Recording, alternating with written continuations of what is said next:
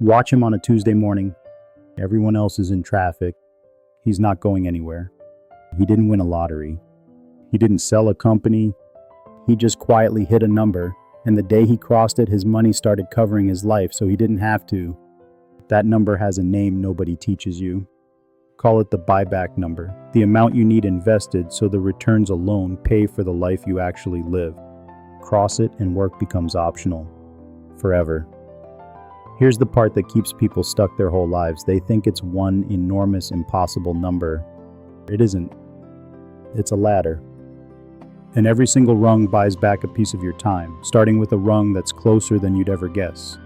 So let's climb it from 0 and watch exactly what each number sets you free from. First, the one rule the whole ladder is built on. It's almost insultingly simple. A diversified portfolio can safely pay you about 4% of itself every year, basically forever, without ever shrinking. Researchers spent decades stress testing it against every crash in modern history. 4% held.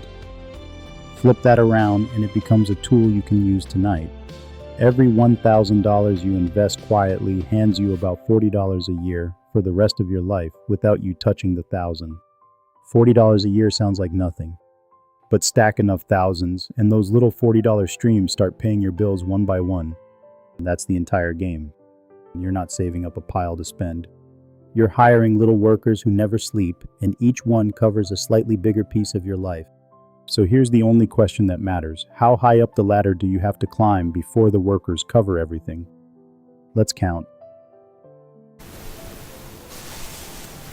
The first rung is $5,000 invested. At 4%, $5,000 pays you about $200 a year. $200. That's your phone bill, handled every year by money instead of by you. It sounds trivial. It is the most important rung on the entire ladder, and here's why. It's the first time in your life a bill got paid by something other than your hours. You used to trade a slice of your week for that phone. Now a silent worker covers it while you sleep. Most people never feel this because they never get $5,000 to sit still. They save it, then spend it, then save it again. The trick isn't earning the $5,000. It's letting it stay alive long enough to start working. The day your phone bill pays itself, something rewires. You stop seeing money as something you spend. You start seeing it as something you can hire. And you don't have to be clever to do it. That's the part the finance world hides from you so they can charge you. That $5,000 doesn't go into some stock you have to watch all day. It goes into one boring, broad index fund, a single basket that quietly owns a tiny slice of almost every major company at once, and then you leave it completely alone. No picking. No timing. No predicting the news. The only skill this entire ladder ever asks of you is the patience not to touch it. Set the buy to happen automatically the day your paycheck lands, before your hands can reach it, and the climbing happens whether you feel motivated that month or not. That's the whole secret the wealthy don't bother explaining. It was never about being smart with money. It was about being boring with it, on purpose, for longer than everyone else. And once you've hired one quiet worker, you already understand the entire rest of the climb. Rung 2, $25,000 invested. That throws off about $1,000 a year, and now we're past phone bills. $1,000 a year is a month of groceries paid by the portfolio, or your car insurance gone, or every streaming and subscription you forgot you had covered forever by money that regrows itself. $25,000 is also the rung where the math stops being theoretical. The account starts generating real numbers you can see on a statement, money you did not earn with your hands. The first time you watch a few $100s appear that you didn't work for, the entire idea stops being a YouTube concept and becomes a thing that is happening to you. This is the rung where most people quit, by the way. Not because it's hard, because it's boring and slow and the finish line still looks 1,000 miles away. They look up the ladder, see how far the top is, and stop climbing. That's the mistake. You're not climbing to the top.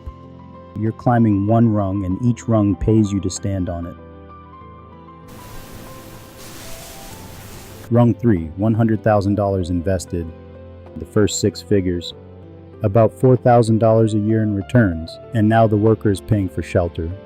$4,000 covers months of rent or a year of property taxes or the entire roof over a smaller life. But the number on the screen isn't even the real prize here. The real prize is what happens to your spine. At $100,000 invested, a bad week at work stops being a threat. Your boss has a bad day and the old fear doesn't come because some quiet part of you has done the math. You are no longer one paycheck from the edge. You're choosing to be here. The room can't tell the difference. You can.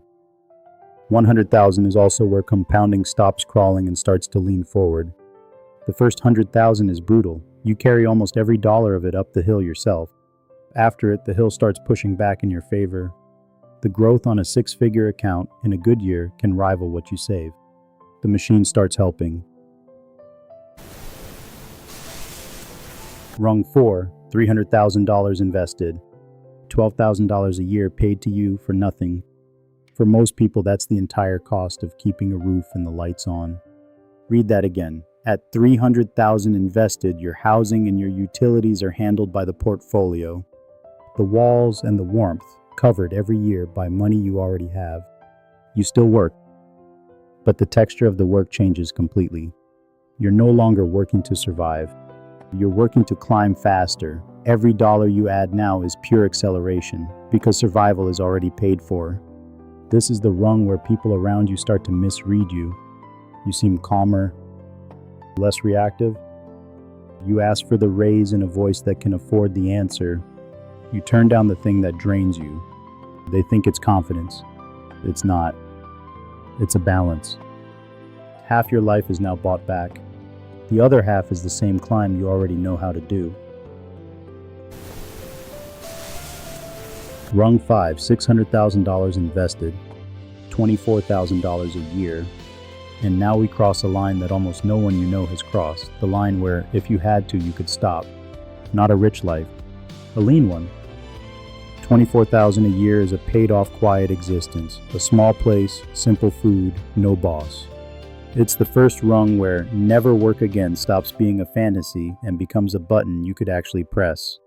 You probably won't press it. But everything is different the day the button exists. Because here's what the button does to a person. It takes the desperation out of every decision. You negotiate differently.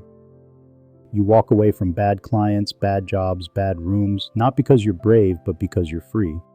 The lean escape isn't about living lean. It's about never again being trapped by a paycheck. And the climb from here gets faster because a $600,000 account in a normal year grows by more than most people earn at their jobs. You're now being outworked by your own money. Rung 6 is the one with your name on it, and it's different for everyone because it's not a fixed pile. It's a multiple of your life. Here's the formula the whole video has been building to. Take what you actually spend in a year, multiply it by 25. That's your buyback number, the amount that lets the returns cover your entire life, forever. Live on $40,000 a year? Your number is 1 million. Live on 60? 1.5. Live on a lean 30? 750,000. The richest sounding goal in the world, never working again, is just your yearly life, times 25. And the cruel, beautiful twist hiding in that formula, the less you need, the closer the top of the ladder is. The person who learns to be happy on less doesn't just spend less, they cut years, sometimes a decade, off the entire climb. Your spending isn't just your spending, it's the height of your own mountain. Cross this rung and the 4% covers everything. The mortgage, the food, the trips, the whole texture of your days, paid by a worker that never tires and never quits. Your time is yours again. That is the definition of rich that nobody can sell you, because there's nothing to sell. There's one rung above the top, and almost nobody talks about it. Past your buyback number, something strange happens. The account grows faster than you can spend it. You take your 4%, you live your whole life on it, and the number on the screen is still bigger at the end of the year than the start.